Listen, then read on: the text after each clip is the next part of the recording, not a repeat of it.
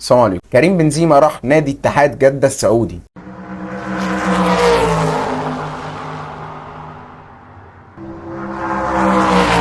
كرة القدم ملهاش حبيب ولا عزيز، وده طبعا المعهود منها طول حياتنا واحنا بنسمع كرة او بنتابع كرة، ومهما كان عطائك ليها كبير او غالي برضه ملهاش عزيز، فبلا شك هتحزن وهتيجي وقت عليك وتكون مستاء جدا ومش مستوعب اللي حصل، والموضوع بيكون مفاجئ جدا. احد افضل رؤوس الحربة الحاليين وان لم يكن الافضل في العالم حاليا، واللي مثلوا كرة القدم على التاريخ، ومفيش اي مدرب او اي لاعب اختلف على تميز كريم بنزيما في المركز ده، بل بالعكس الكل كان يتمنى ان لاعب زي كريم بنزيما يكون معاه او في فريقه او بيشجعه. بنزيما بيغادر القلعة اللي بنى فيها مجده واللي صنع فيها تاريخ، ربما لو كان في اي نادي تاني في العالم ما كانش هيعمل كده او يحقق النجاح ده. كريم بنزيما كان دراع يمين لكريستيانو رونالدو في وقت من الاوقات، وكان حاليا دراع شمال فينيسيوس جونيور، وهو بلا ادنى شك القلب النابض لريال مدريد في حصد الالقاب. اعتقد ان كريم بنزيما لو ما كانش مع الريال في فتره من الفترات ما كانش حقق كل الالقاب دي. كنت عايز بقى اتكلم عن حاجه تانية خالص بعيد عن الموضوع ده، هي هل صفقات الدوري السعودي عباره عن اهدار اموال ولا في حاجه مدروسه بتحصل؟ في مشروع السعوديه بتعمله اسمه مشروع تطوير البنيه العامه للعبه. ده طبعا مش مشروع عابر والسلام، بالعكس ده مشروع كبير جدا، وده يبين لك ان الاستثمار في السعوديه ما بقاش بترول وحج والسلام. دلوقتي السعوديه بقت عايزه تطور وتوسع اساليب الدخل القومي بتاعها، بناء عليه دخلت مجال الترفيه وبنت مدن اعلام ومدن انتاج اعلامي بجانب استقبال اي حدث فني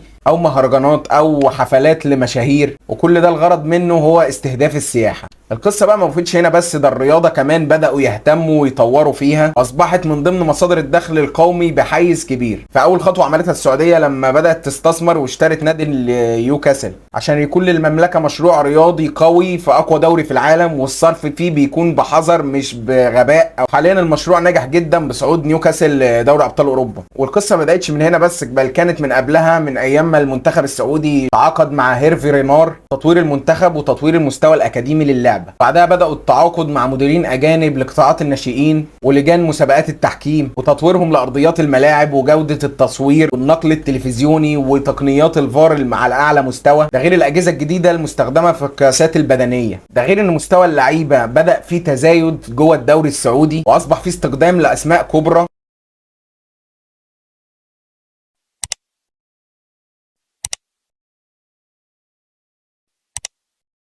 ودلوقتي الثورة اللي بتحصل في سوق الانتقالات السعودي سببها الرئيسي هي رغبة استخدام اكبر عدد من اللاعبين الكبار. وطبعا الحكايه بدات مع كريستيانو رونالدو لما انتقل للنصر السعودي، وصرح تصريحه الشهير ان الدوري السعودي هيكون من اقوى الدوريات في العالم. دلوقتي كمان نجح الاتحاد السعودي بانه يضم اللاعب كريم بنزيما، وفي مفاوضات كمان وبنسبه عاليه جدا خلاص هيضموا الدوري الفرنسي بطل العالم نجولو كانتي. بعدها نادي الهلال يقوم معلي عليهم، وحاليا عندهم رغبه عارمه في انهم يتعاقدوا مع الاسطوره ليونيل ميسي، ولحد دلوقتي بيحاولوا اقناعه يتجاهل خطه برشلونه ويجي الدوري السعودي بعرض فلكي. حتى نادي اهلي جده اللي بشكل قريب جدا خلاص تعاقدوا مع سيرجيو راموس، وكمان قدموا عرض خرافي للوكا مودريتش قيمته 150 مليون يورو تقريبا. ونادي الفتح السعودي عرض على اليكسيس سانشيز وعلى اياجو اسباس لاعب سيلتا فيجو. حتى ايدن هازارد اللي بقى فيه اهتمام كبير حواليه من قبل الانديه السعوديه لانه حاليا بقى فري، وكمان فيه اهتمام بلعيبه كتيره جدا تانيين زي دي ماريا وسيرجيو بوسكيتس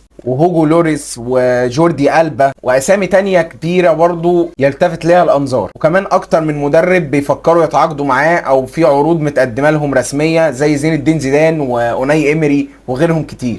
فتفتكروا كده بعد كل ده هل كل الفلوس دي في الارض؟ انا عن نفسي ما اظنش، لان لما كل لاعب من دول يجي بالرعاة بتوعه بالايمج التجاريه بتاعته بجمهور وبمحبيه، متخيلين حجم المداخل اللي هتروح السعوديه؟ طب الناس دي كلها لما تيجي السعوديه هل ده مش هيوفر او السعوديه مش هتستفيد منه؟ هرد عليك واقول لك ان من السذاجه ان احنا نقتنع ان لو مش السعوديه هتدفع 200 مليون يورو لكريم بنزيما فهي اكيد هتيجي منها على الاقل 400 مليون يورو مثلا، او الفلوس اللي بياخدها لاعب زي كريستيانو رونالدو مش هترجع اضعاف اضعافها. يعني بس تخيل كريستيانو رونالدو يعمل اعلان لراعي زي راعي نادي النصر، او ميسي يعمل اعلان لراعي الهلال مثلا، تخيلوا مثلا المكاسب اللي هيكسبوها.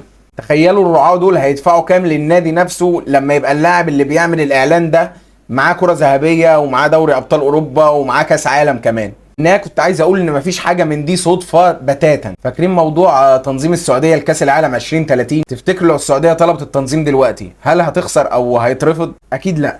عندهم لعيبه وعندهم ملاعب وعندهم بنيه تحتيه وعندهم نجوم عالميين، والكوكب كله حاليا مالوش سيره غير السعوديه والدوري السعودي والانتقالات. ما ينظموش المونديال ليه بقى؟ مشروع المملكه جريء جدا وعجبني جدا جدا، لانه قلب الامور وهينقل اللعبه هناك نقله تانية، والفجوه بينه وبين كل اللي حواليه في الشرق الاوسط هتكون واسعه جدا او كبيره جدا.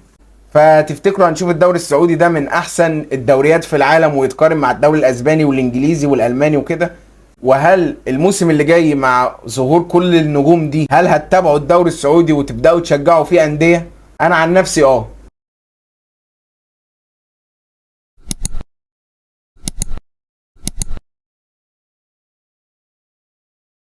بس هو ده كان الفيديو النهارده، والاهم من كده تقولوا لي رايكم في الكومنتات، وهل فعلا هتتابعوا الدوري السعودي من السيزون الجاي؟